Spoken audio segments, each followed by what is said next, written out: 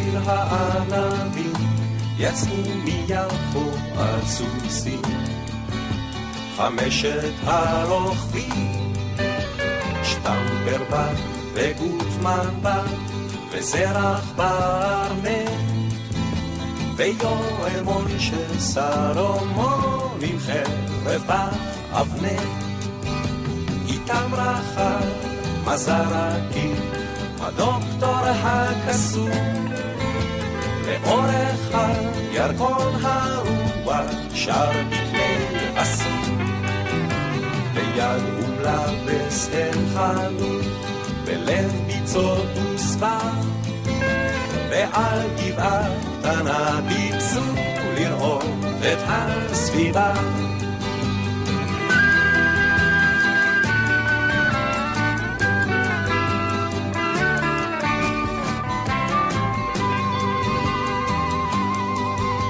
אמר להם מזרקי אחרי שעה קצרה, איני שומע ציפורים, וזה סימן נורא, אם ציפורים אינן שרות, המוות פה עולה, כדאי לצאת מפה מהר, הנה אני עולה.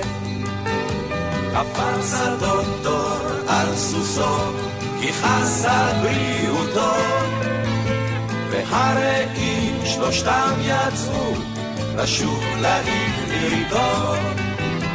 אמר אז יואל סלומון ושתי עיניו עוזות, אני נשאר הלילה פה על הגבעה הזאת.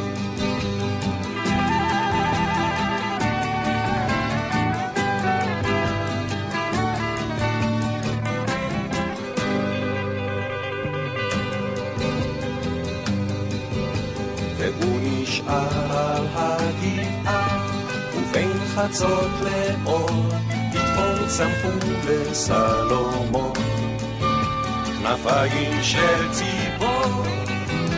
לאן הוא עף, לאן פרח, אין איש אשר ידע, אולי היה זה רק חלום, אולי רק אגדה.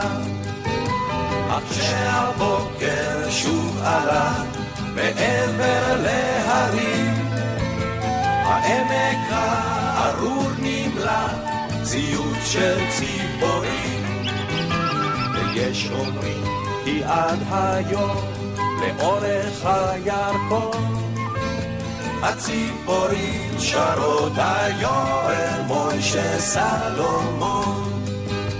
הציפורים שרות היואל מוישה סלומון.